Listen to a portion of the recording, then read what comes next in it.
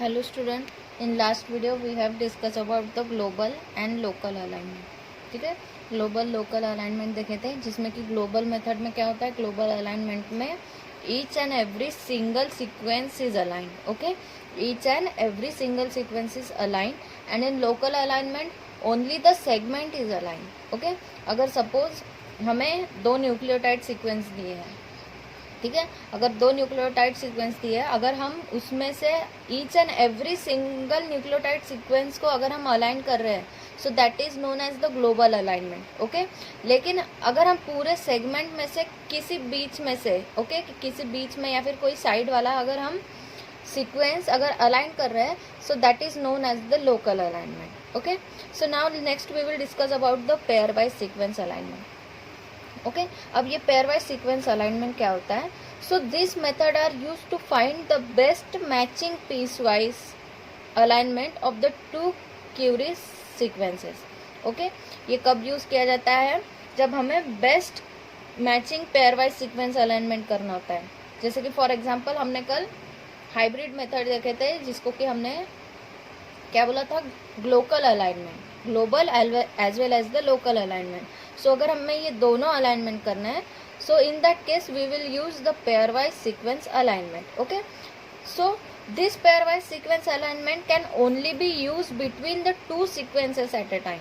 Okay, ये कब use कर सकते हैं? It is only use between the two sequences at a time. अगर हमें दो से ज़्यादा सीक्वेंसेस दिए गए, जैसे कि सपोज 4 सीक्वेंसेस दिए गए या फिर 5 सीक्वेंसेस दिए गए, तो ऐसे टाइम पे हम pair wise sequence alignment use नहीं कर सकते. So for that the next alignment is use, that is known as the multiple sequence alignment. Okay, इसके बारे में डिटेल में हम बाद में पढ़ेंगे. तो अगर दो से ज़्यादा अगर हमें सीक्वेंसेस अलाइन करने हैं, so in that case we will use the multiple sequence alignment, but only for the two sequences at a time we will use the pairwise sequence alignment. but ज़्यादातर multiple sequence alignment ही use किया जाता है. because why? because this method it is efficient to calculate and are oftenly used for the method that do not require the extreme precision.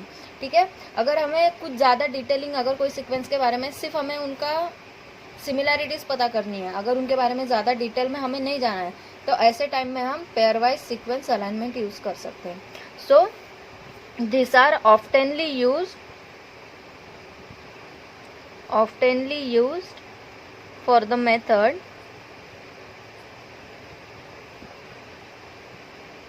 that do not require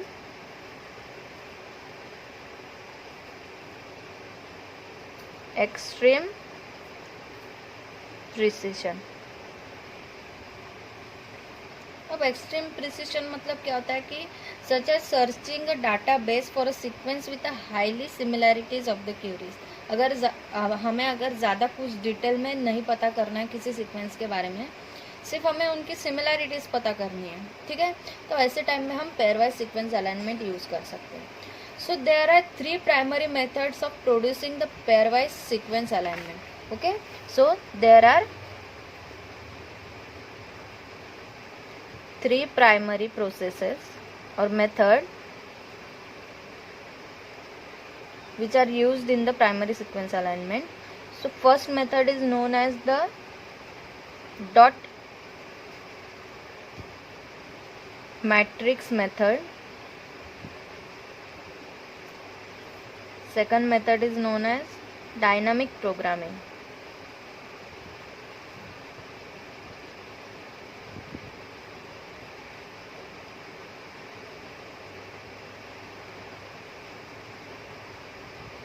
And third method is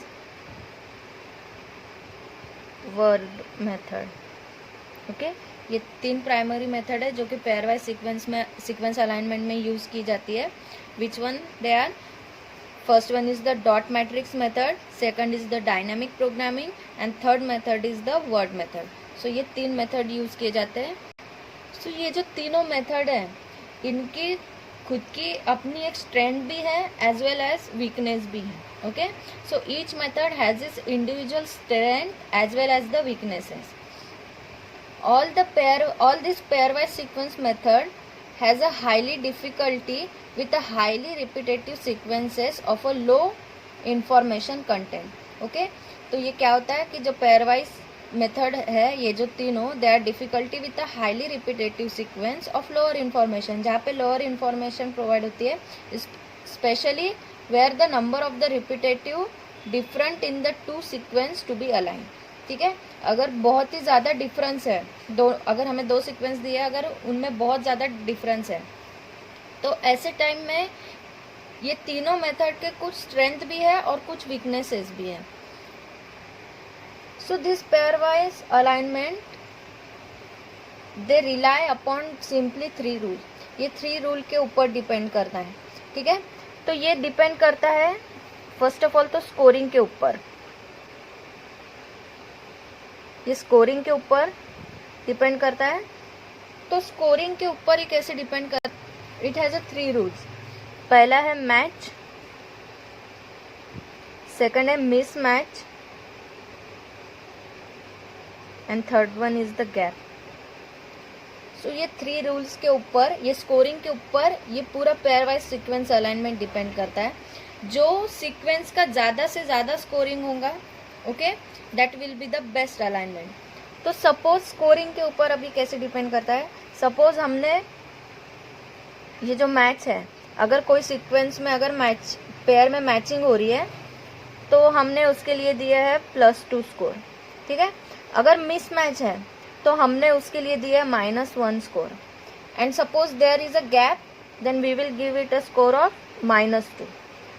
okay, so हमने अगर एक sequence लिया, suppose हमने sequence लिया A G C C T A C, and second sequence is A C C T T G A। ये हमने 2 sequence लिए, this is the sequence 1 and this one is the sequence 2।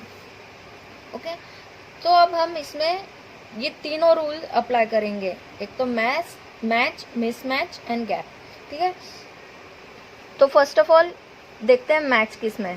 So here A, this one is the matching, this one is the match. G C is a mismatch, तो this one is the mismatch. Again this is the match, this is the mismatch, match, then mismatch, and this one is the mismatch. तो अब हम इसके ऊपर इसके score देंगे। सो हमने यहाँ पे मैच के लिए स्कोर दिया था -2, देन अगेन मिसमैच के लिए -1, देन मैच के लिए सॉरी यहाँ पे +2, again here is the +2। Okay, यहाँ पे मिसमैच के लिए -1, देन मैच के लिए +2, मिसमैच के लिए -1, अगेन फॉर द मिसमैच -1। अगर हम ये पूरे स्कोर को कैलकुलेट करते हैं तो हमारा आंसर आता है 2। Okay, so this one is the score. और हमें फिर से अगर एक दूसरा सीक्वेंस दिया है, ये हमारा हो गया फर्स्ट सीक्वेंस। ओके, ये हो गया सपोज अलाइनमेंट 1। ठीक है, ये अलाइनमेंट 1। अगर हमें दूसरा फिर से एक अलाइनमेंट दिया है, that one will be A C C C T A C, और यहाँ पे हमें दिया है A, here is the gap, C T T A C। अब हमें इसकी स्कोरिंग करनी है, तो यहाँ पे भी ये मैच है, here is the gap. Okay, यहाँ पे गैप है। Again this one is the match, mismatch, match, match and match. Okay, so अब हम इसके ऊपर स्कोरिंग देंगे। मैच के लिए हमने स्कोर दिया था +2। ओके, गैप के लिए हमने स्कोर दिया था -2, फिर मैच के लिए +2, मिसमैच के लिए -1, again for match +2 and +2। So here the all scoring will be 7। तो अब देखो किसका स्कोर ज़्यादा है। ये दोनों सीक्वेंस में से हमें जो स्कोरिंग है, जो सबसे बेस्ट स्कोरिंग है, जहाँ बेस्ट मैचिंग सीक्वेंस मिल रहा है पेयर वाइज, ओके, तो वही सीक्वेंस हम यूज़ करने वाले हैं। तो यहाँ पे हमें स्कोरिंग मिली 2 की, यहाँ पे हमें स्कोरिंग मिली 7 की। तो ऑफकोर्स हम कौन सा स्कोर यूज़ करेंगे, ये सेकंड वाला पेयर हम यूज़ करेंगे। ये जो सेकंड वाला अलाइनमेंट है वो हम यूज़ करेंगे। Why, because we are getting the highest score.